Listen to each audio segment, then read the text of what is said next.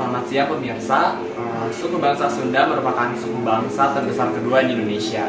Namun eksistensinya dari suku bangsa yang terbesar tersebut perlahan semakin hilang. Seiring dengan masuknya budaya-budaya luar serta perkembangan zaman, bagaimanakah cara menanggulanginya? Bersama saya Rizal Nur Rahmanda. Kali ini saya sudah bersama Kang Yoyo, seorang pelestari kebudayaan Sunda dan dosen dari Institut Seni dan Budaya Indonesia. Ya, apa kabar Kak? Baik.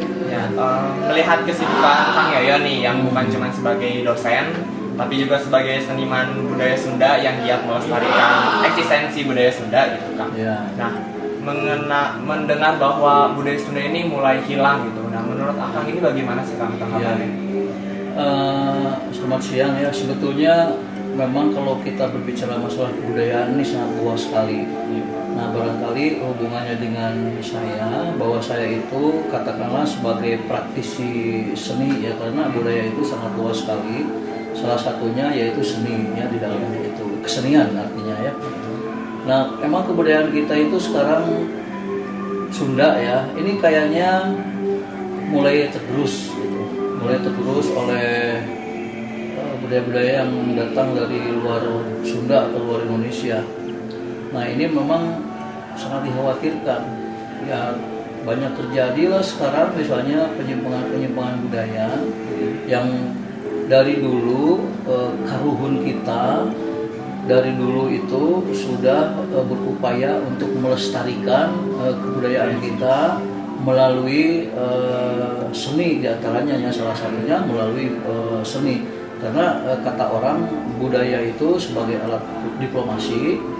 Nah, artinya kita ada diplomasi budaya melalui, karena budaya itu tadi luas, melalui seni ya, yang diaplikasikan kepada karya-karya yang isi di dalam karya itu sebetulnya itu untuk sebagai benteng budaya, dan itu menjaga norma-norma budaya ya, katakanlah Sunda ya, Jawa Barat, Bandung saja itu kadang-kadang bahasa Sunda itu mungkin sudah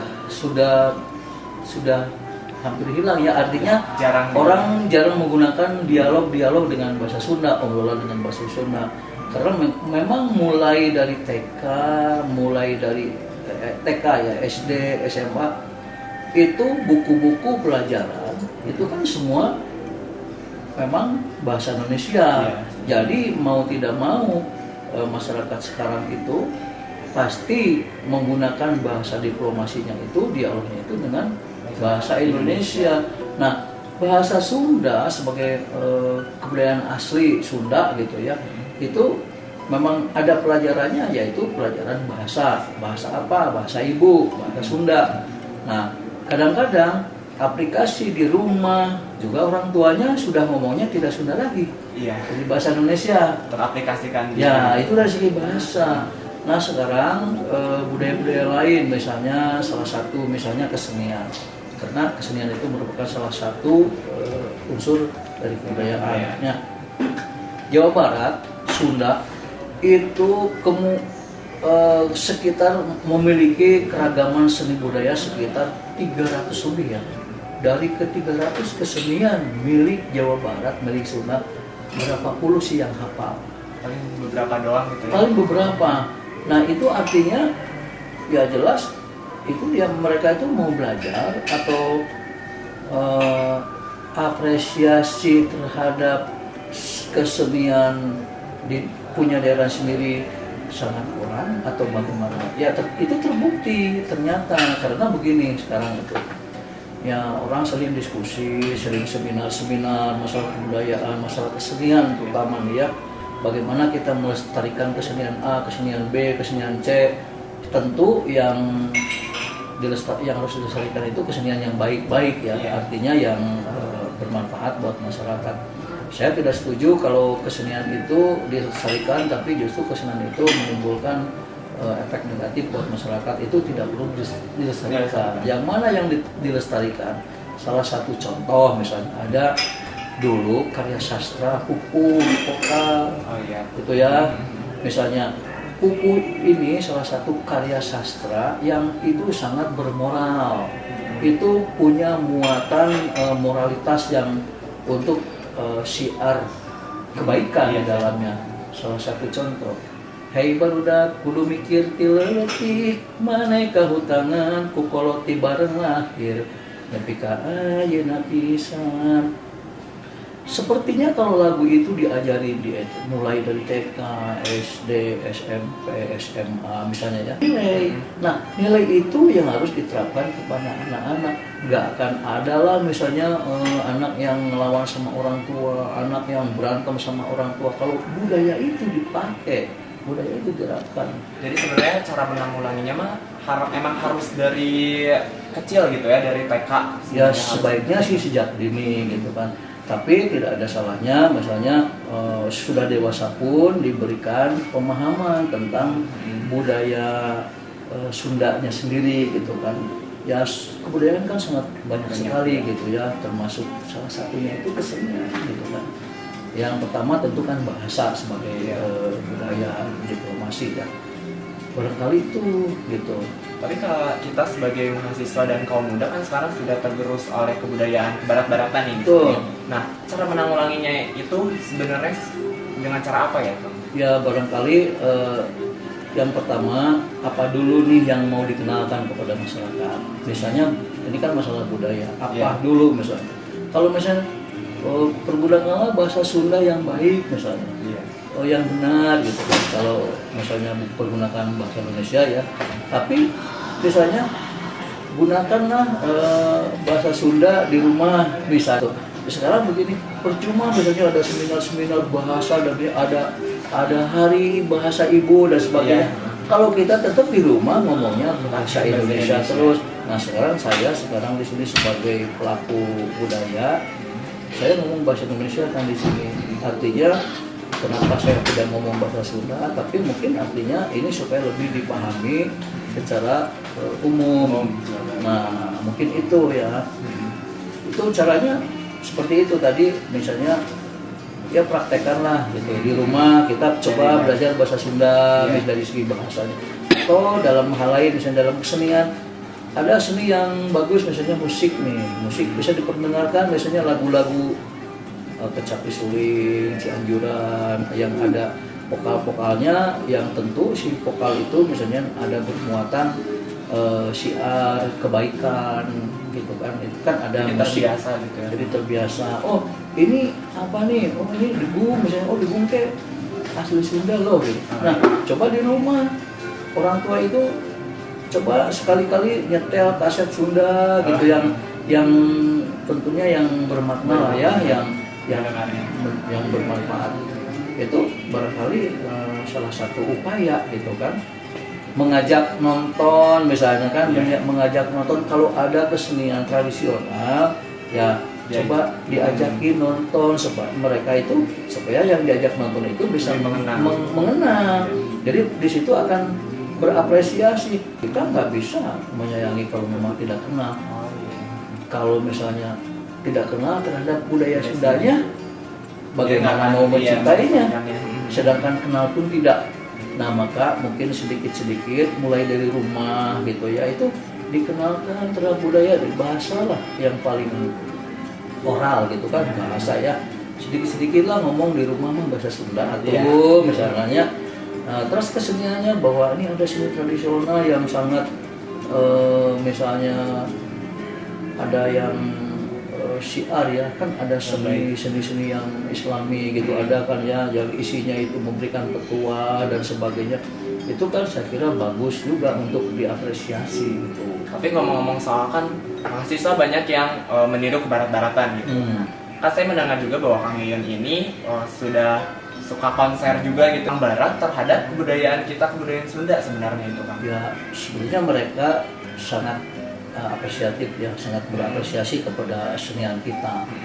Ya terbukti dari setiap pertunjukan yang saya tampilkan atau kelompok grup seniman dari Jawa Barat dimanapun berada, kalau misalnya pertunjukan di luar negeri, mereka sangat menghargai sekali kesenian kita gitu. mereka sampai bertanya-tanya ini alatnya apa, sejarahnya bagaimana. Berarti kan dia sangat antusias gitu kan, sangat tertarik dengan kebudayaan kita. Makanya jangan heran kalau orang-orang luar negeri misalnya datang ke Indonesia kemanapun ya, atau misalnya datang ke Bandung, itu mereka ingin belajar tentang budaya kita, budaya Sunda. Jadi ilmunya mereka dapatkan dari sini. Misalnya salah satu contoh misalnya ada beberapa orang asing yang sudah doktor. Hanya risetnya itu misalnya wayang golek gitu kan, wayang golek di Priangan, terus sudah ada yang kecapi, ada yang gamelan. Itu ada dari Amerika, California, itu ada Dr. Katy Polly. Dia dokternya, penelitiannya wayang golek dari Abah Sunarya dulu. Bapaknya Asep Sunandar Sunarya, dokternya loh, bayangin. Dia mendapatkan gelarnya karena budaya Sunda gitu ya? Karena budaya Sunda. Dari misalnya dari Belanda ada Wim van Janten. Itu kan dokternya dari penelitian kecapi, tembang Sunda. Nah, masa sih gitu kesenian kita, ilmu-ilmunya dibawa sama mereka gitu kan? Jadi kita tidak memanfaatkan. Kita tidak tahu malah. Kadang-kadang banget gitu kan? Malah kita yang bengong nanti. Nah, dan memang di luar tuh seperti di Amerika itu sudah banyak sebetulnya. Itu banyak sekali. Nah, jadi makanya ini saya khawatir jangan-jangan anak cucu kita nanti kalau mau belajar kesenian Sunda malah harus ke luar negeri gitu ya. Diajari sama bule. Iya, benar. Gimana coba bayangin?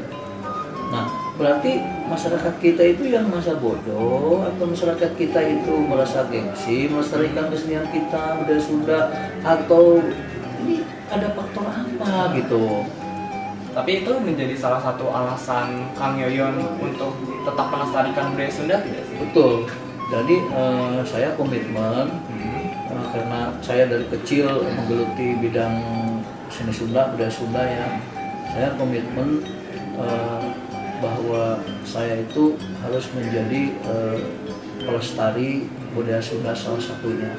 Saya tetap akan komitmen bahwa saya harus melestarikan budaya sendiri, bahwa saya harus bangga punya budaya sendiri. Nah, jadi kenapa sih harus bangga? Karena budaya kita itu sudah dilindungi dengan Undang-Undang Dasar 45 kan? Itu kan dilindungi bahwa pemerintah itu harus memajukan kebudayaan Indonesia. Itu jadi pemerintah harus mendukung tengahkan dari undang-undang itu, budaya kita harus dipelihara nasional ya semua gitu kan ya. Katakanlah mungkin budaya daerah termasuk Sunda, Jawa, Batak, Bali dan sebagainya itu kan tradisional gitu, daerah gitu kan, jadi lokal. Nah, memang sekarang kan digembar-gemborkan bahwa kesenian lokal itu harus diangkat kembali karena penuh dengan makna nilai sebetulnya. Coba kalau misalnya sekarang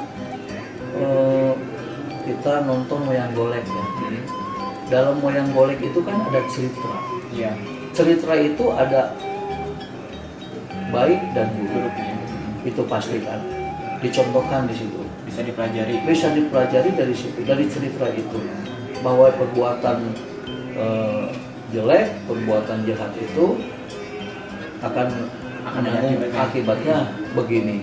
Kalau berbuat baik itu dalam wayang golek itu oleh dalang itu dikemukakan, dan itu syiar kebaikan menurut saya, dan itu karya seni, itu karya budaya.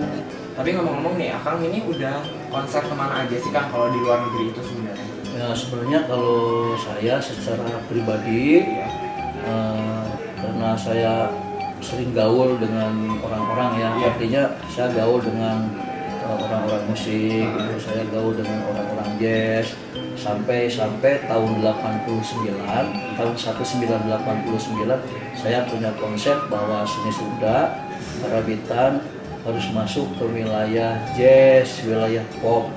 Nah, jadi saya membuat konsep bahwa rebab, kecapi, suling, trompet, Sunda itu harus bisa masuk di wilayah mereka. Bagaimana caranya? Itu kan silaturahmi budaya di situ terjalin gitu kan. Nah, sehingga si alat-alat musik kita, musik yang dikeluarkan dari rebab, dari alat-alat yang tadi itu bisa dikenal oleh orang-orang banyak gitu kan, di luar negeri misalnya, atau oleh musisi-musisi jazz sendiri. Oh ternyata ada ya budaya Sunda itu seperti ini dan sebagainya. Nah mereka jadi paham gitu kan itu. Jadi sebenarnya alat musik Sunda itu tidak memang harus digenrekan Sunda saja gitu ya, bisa dikolaborasi dengan sangat mungkin. Tapi kan ada kreativitas, ada kreasinya. Jadi artinya itu pengembangan. Jadi ada kesenian tradisi itu yang memang tradisional, ada seni perkembangan. Nah, kan kalau kesenian atau kebudayaan kan tidak statis. Nah, gimana kitanya melihat perkembangan zaman juga gitu kan. Ya misalnya tidak tabu lah rebab dengan piano gitu, saya sudah melakukan itu. Tidak tabu misalnya trompet dengan grup mengisi alur jazz dan sebagainya.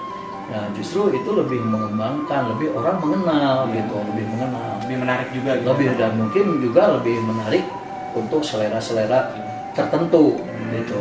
Karena sebetulnya kesenian tradisional itu memang ada penggemar secara khususnya lah gitu ya. Jadi mungkin kalau di ibaratnya gini, ini komunitas jazz beda ya penontonnya, mungkin punya dangdut atau punya ini wilayah penonton sendiri ya.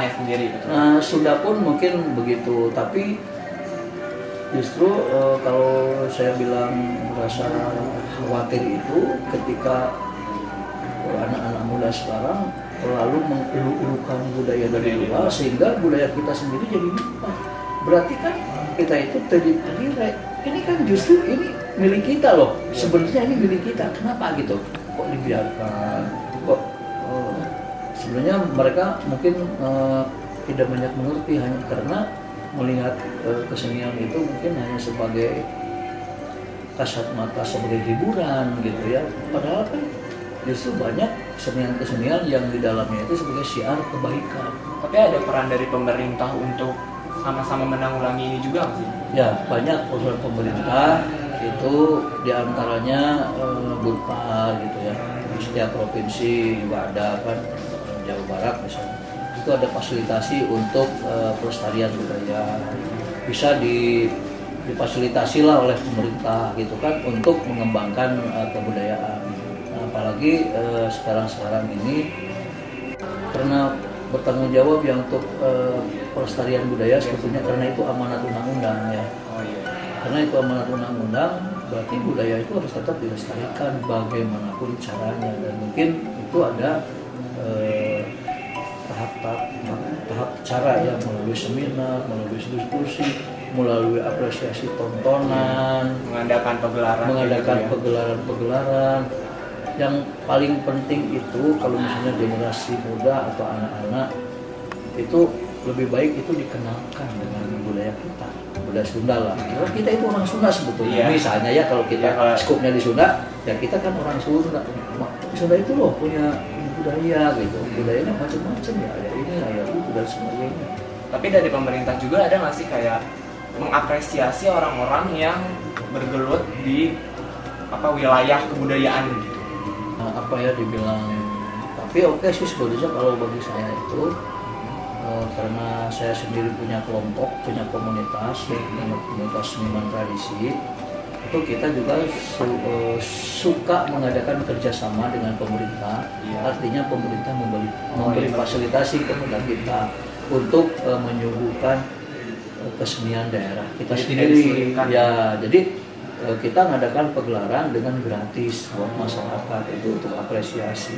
Nah ini harus lebih diperkenalkan kepada masyarakat gitu kan, begitu. Tapi ada planning dan harapan dari Kang Yoyo nih untuk kebudayaan Sunda ke depannya gitu. Ada nggak? Budaya kita itu tegak sebetulnya. Jadi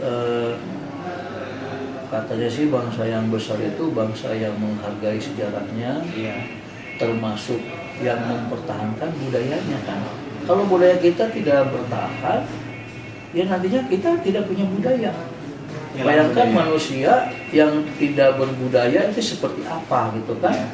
Sedangkan kita ini berbudaya semua, dari jalan, dari kehidupan sosial di masyarakat itu kan semua kita berbudaya sebetulnya. Nah, jadi termasuk misalnya ya memelihara kesenian tadi, melestarikan kesenian tadi yang harus dilestarikan. Jadi jangan-jangan misalnya kita harus melestarikan kesenian yang sudah tidak berlaku di masyarakat atau yang seronok atau yang tidak senonoh misalnya, tetap aja dilestarikan, itu saya tidak setuju. Iya betul. Tidak setuju. Tapi terakhir nih Kang, ada pesan nggak untuk kita warga Indonesia, Ya. pemuda khususnya gitu? Kalau dari saya ya harus bangga dengan kita punya budaya sendiri. Iya. Dan jangan merasa minder, jangan merasa gengsi, kita memelihara budaya sendiri. Karena itu milik kita yang udah diciptakan ratusan tahun, mungkin ribuan tahun oleh nenek moyang kita. Iya. Ya itu milik kita gitu. Jadi saya pesan ke generasi muda, khususnya orang-orang Sunda, umumnya bangsa Indonesia, harus bangga dengan budaya sendiri.